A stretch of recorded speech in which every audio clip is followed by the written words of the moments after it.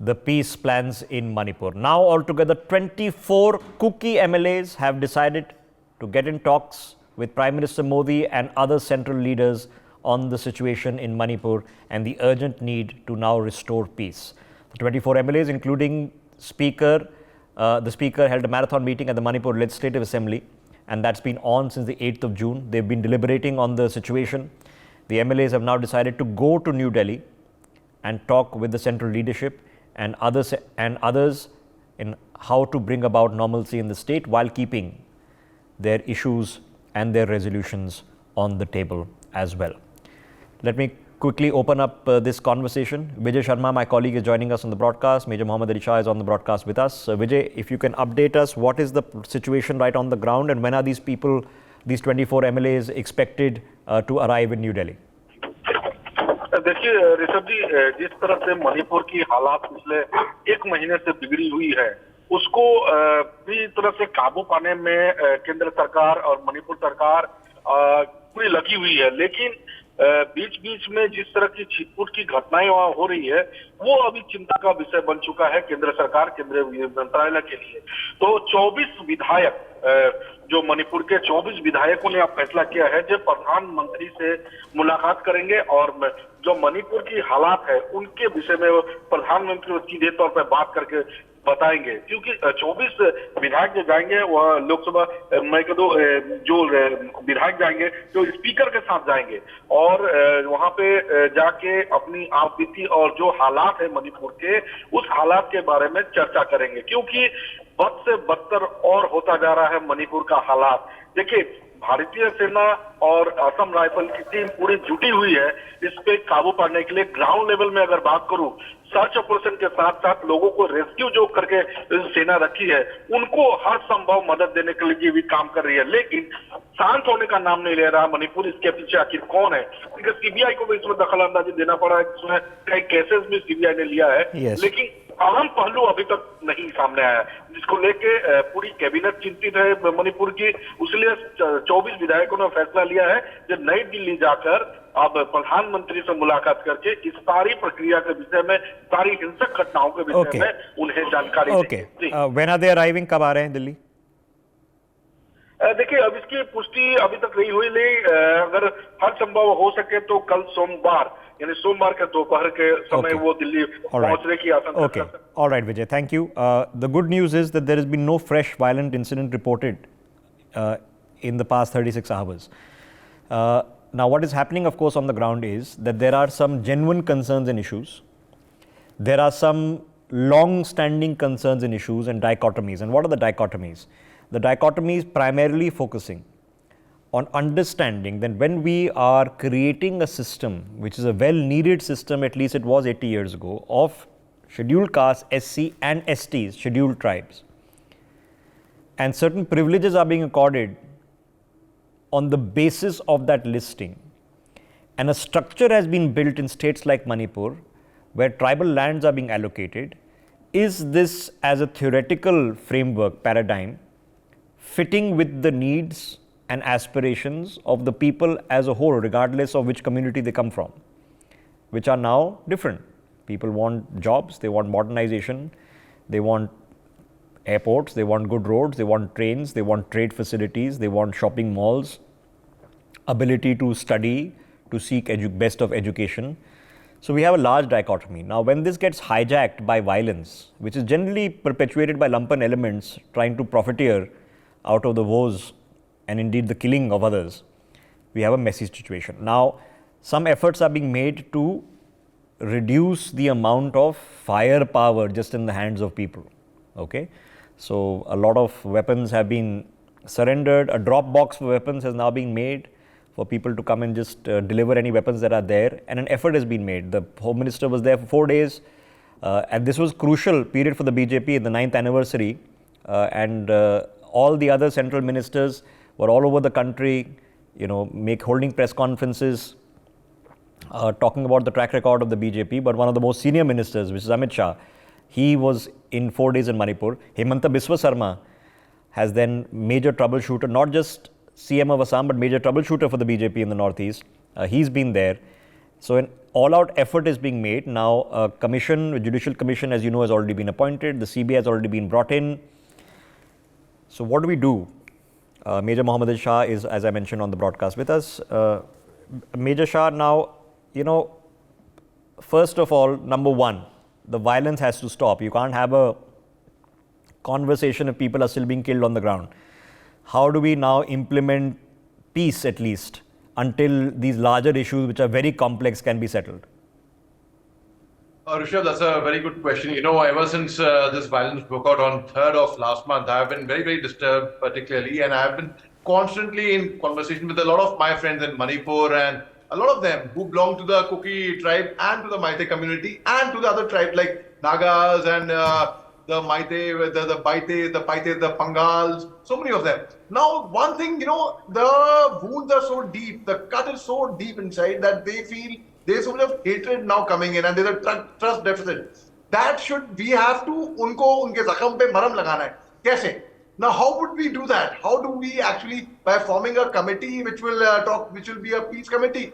Well, who are the members in the peace committee? First, we have to understand, not casting any aspersion on anyone, but I think a state like Manipur, which is in the east, earlier people did not know. I mean, before the violence broke out, who Kuki are or what might used to be very realistic. People did not know what Kuki, how it's to be spelled as well. They didn't even know this much earlier. But I wish it was for happier reasons where people should have known. But now, whatever the committee should be, it should be people who know the tribal culture, the ethnic affinity, the Northeast very well. They know Manipur very well. I heard a gentleman saying recently that I live in Arunachal Pradesh. I know all about Manipur. I'll tell you about Manipur. How can a person who has lived in Arunachal, how can he talk about Manipur? He's not qualified. I'm sorry. A person who... So similarly, a committee which will talk peace should know about Manipur, should know about Manipuris, should know about the tribes over there. That's very important. And we have to understand one thing, that the trust deficit between for example, I will not mince my words in saying the Manipur police commandos have lost a lot of credibility among the locals over there. Be it the Kuki tribe, be it the Meitei community, be it anyone. They do not trust the Manipur police commandos anymore. I mean, they tell me directly. And a lot of people mistake a person in uniform, in combat fatigue with a weapon, to be from the army. I mean, they say, the army said, hello, excuse me, where's the army? Army has not even got orders to step in. It's all right. So let's slow it down for people watching this telecast, especially for people who are Manipur and are deeply concerned about it. This is an important event which is taking place in terms of a lasting solution. That lasting solution is going to take time. We are focusing on it. As you can see, Government of India is focusing on it. Now, the reason sometimes, as Major Shah pointed out, the reason sometimes you have third-party arbitrators, is because they're not stakeholders in the issue. So sometimes that is required. Obviously, the people who have to now contribute to the conversation have to be the various communities and stakeholders, which is the leadership, political leadership, MLAs, and community leaders, which have a now stakeholding in it. But sometimes the third-party arbitrator is required. Maybe sometimes that helps. The efficacy of that, of course, the proof of the pudding is in the eating. But there are, ladies and gentlemen, two things that go wrong. One is that when not enough attention is given, national attention like we're giving on a national broadcaster here, things keep simmering until they explode. So we need to correct that.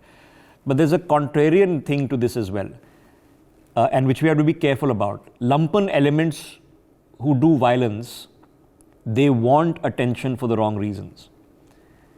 And it's a very difficult balancing act, and the situation is difficult because as long as the violence perpetuates, the larger conversations we need to have. Now, what we can make an effort to is ensure that just because there's no violence doesn't mean it's not in the news cycle. Because TV media in this country and other mass media only report when there's a problem. So we can help correct that by having a more constructive conversation. Quick last thoughts with Major Shah before I move on to the next story. We will come back and discuss this later in the day in greater depth. Major Shah, now an all-out effort is being made, right? I mentioned that in the middle of the ninth year anniversary of the Modi government, the senior most minister in the Modi government in the cabinet level was sitting in Manipur for 4 days. Hemanta has gone there, the CBI has been roped in, this commission has been announced, various schemes are being announced for people to return their weapons. What more can be immediately done?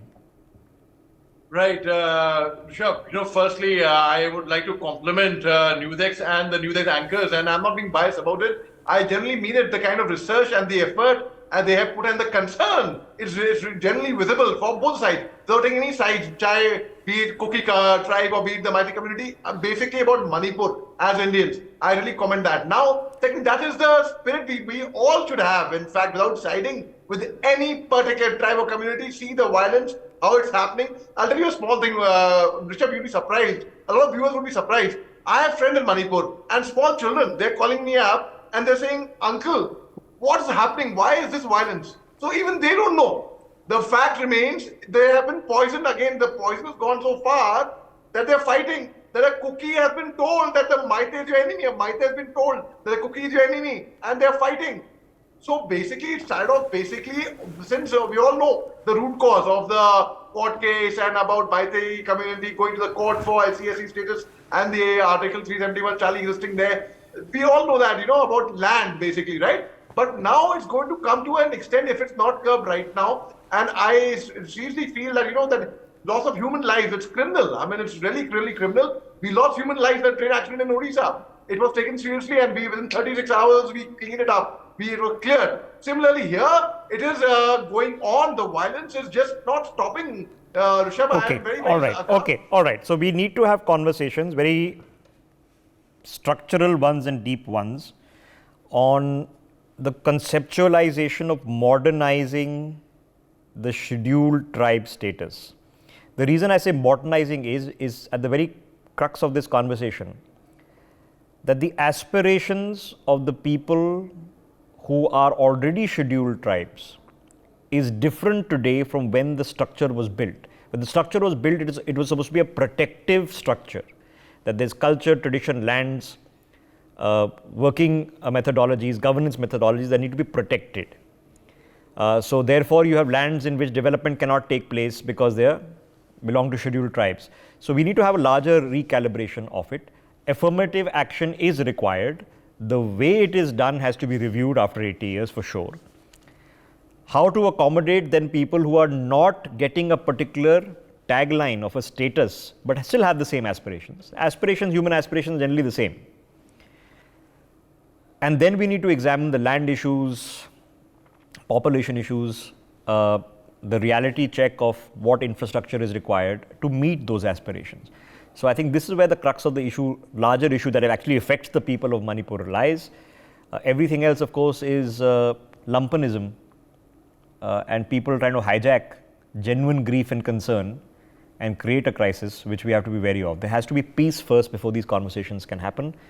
Yes, a little bit of patience in these complicated conversations required, but I have never seen this kind of focus on Manipur.